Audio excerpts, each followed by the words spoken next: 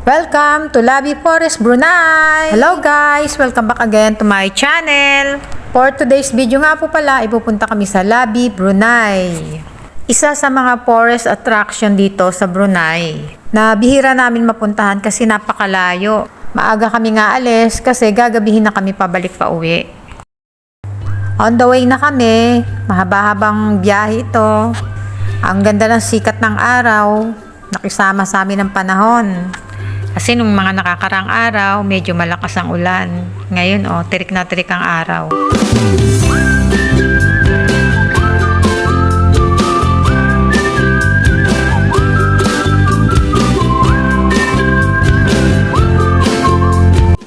Talagang gubat na gubat pa dito, Wala halos kabahayan. Sabi dito, nakakatakot daw kapag gabi na rito. Kaya hanggat maaari wag daw magpapagabi rito sa Labi. Kasi may mga lumalabas na raw dito. Lumalabas na, alam mo na, yung mga di ka nais-nais. Nakakatakot daw talaga. Parang maalon yung sasakyan namin, Kasi mga lubak-lubak yung daan dito.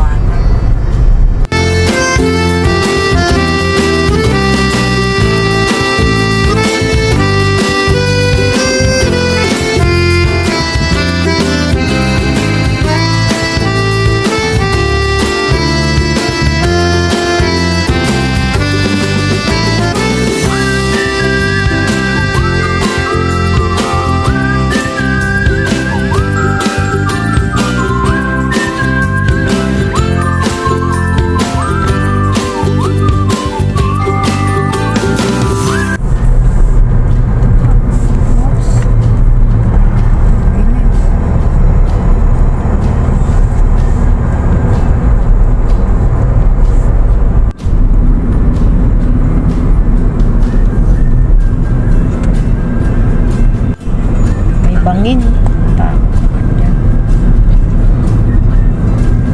Sayang, di ko nakunan.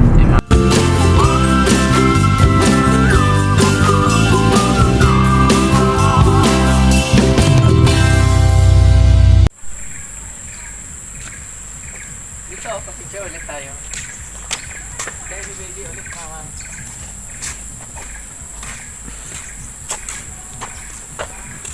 May nagpapatugtog.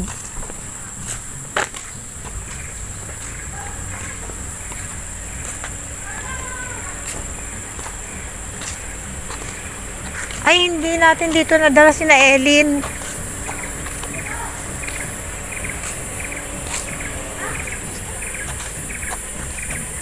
May sasakyan. Init? Ano ko pwede mainitan mo yun? Saglit lang naman. Isang picture lang tayo.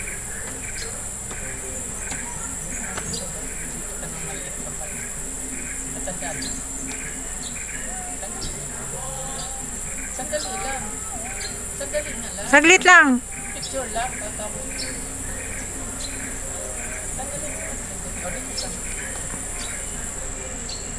May gamot kasi yung mukha niya eh. 1, 2, 3. 1, 2, 3. 1, 2.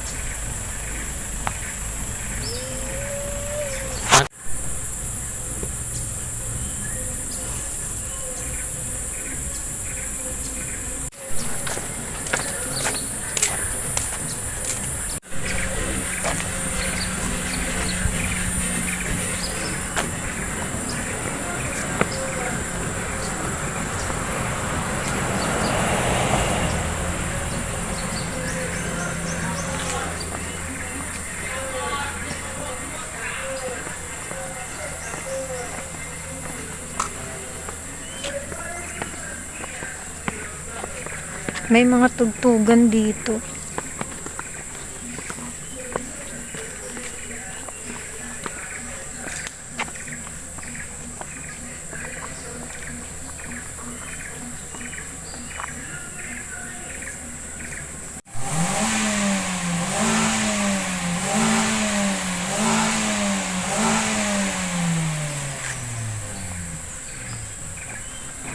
Sarap pakinggan ng mga huni ng ibon. Nakaka-relax sa tenga.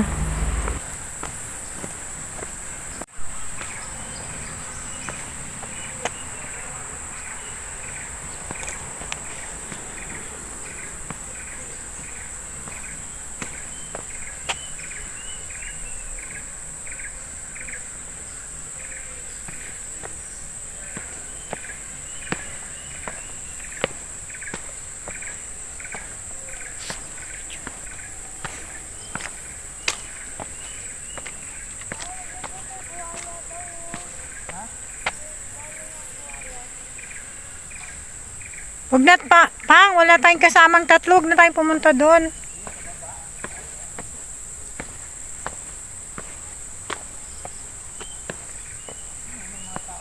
May buhaya daw. Pang, yung kahoy oh, hindi na ganun katibay. Ingay mo, ma'am.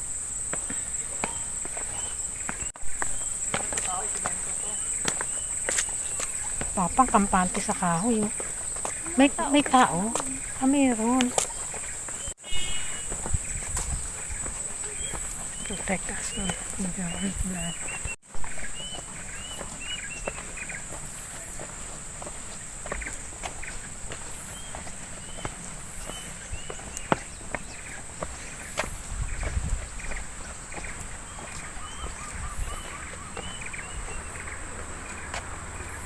Ang ganda. Yan, kahoy, simento yan.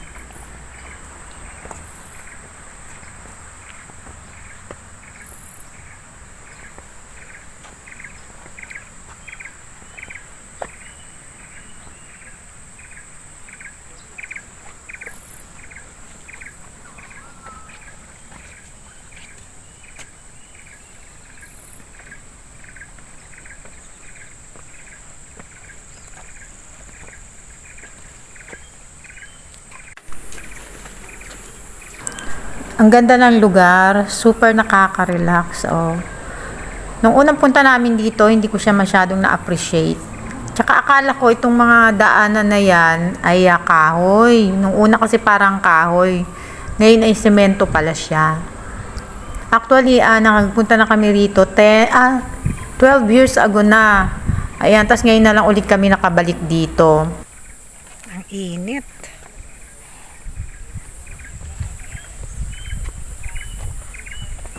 May paganyan na, dati wala yan.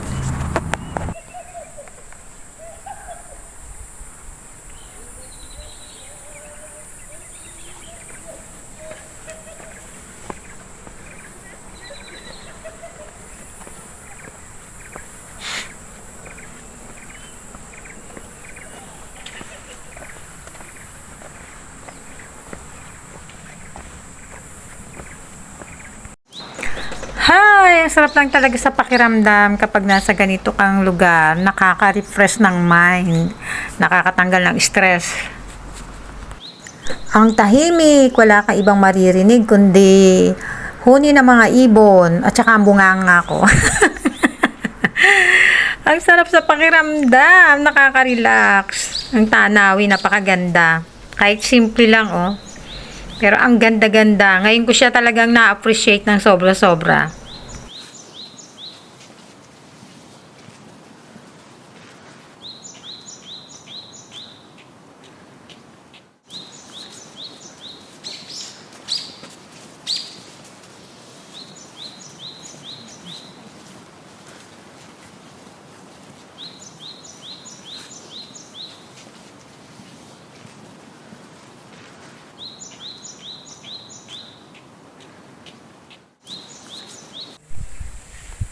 One, Sandal tayo, kunwari, relax.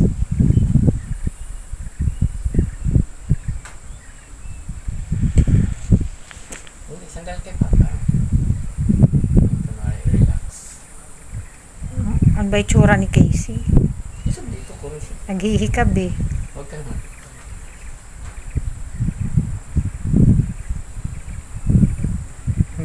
Ang hangin pa, no? Sarap ng hangin. 1, 2, ba't ako nakaganito? 1, 2, 3, 1, 2, 3.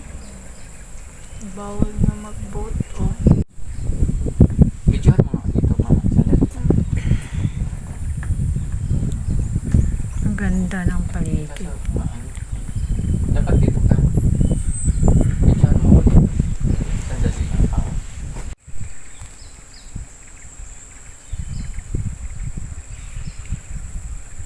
Okay na?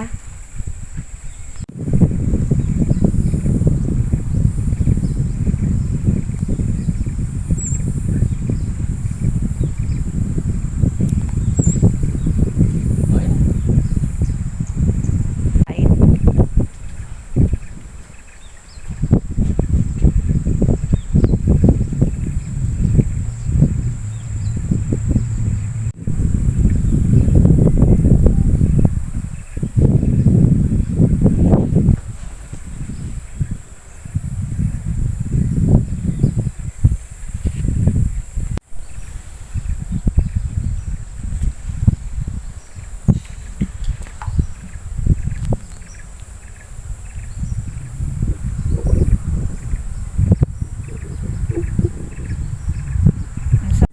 One, two, three.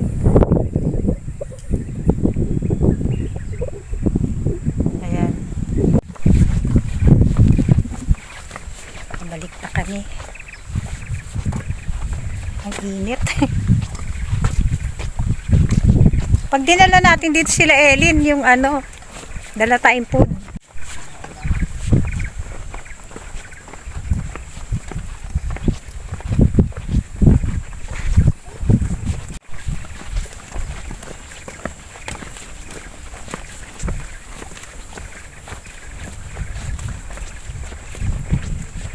Semento pala to. Pero nung unang punta namin talaga dito, sa pagkakaalam ko, kahoy to eh. Or binago na to. Kasi 12 years ago na eh.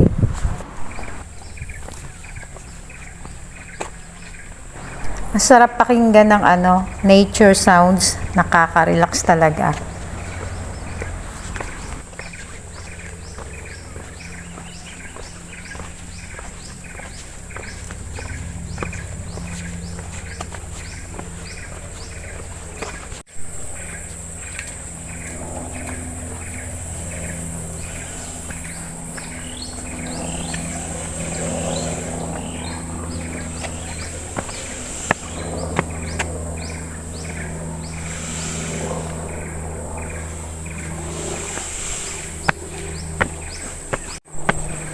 Pabalik na kami sa kotse.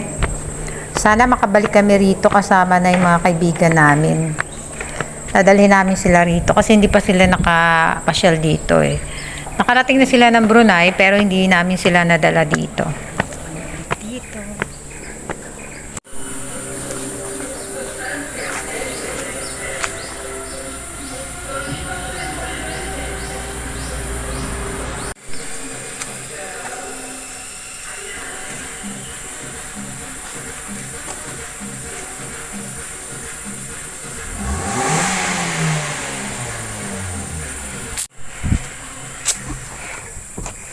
Kaya nga, yung gumanda na. Tingin ko may ilaw din yan paggabi. Pauwi na kami. Hindi kasi pwede rito magpagabi. Pero kahit tirik pa ang araw, tsak, gagabihin na kami sa daan. Medyo malayo-layo pa kasi ang uuwian namin dahil malayo nga itong lugar na to. At bawal magpagabi dito dahil nakakatakot nga yung lugar. Nakalabas na kami sa gubat.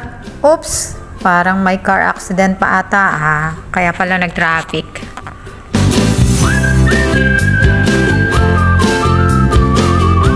Ang sunset, natatanaw ko sa side mirror.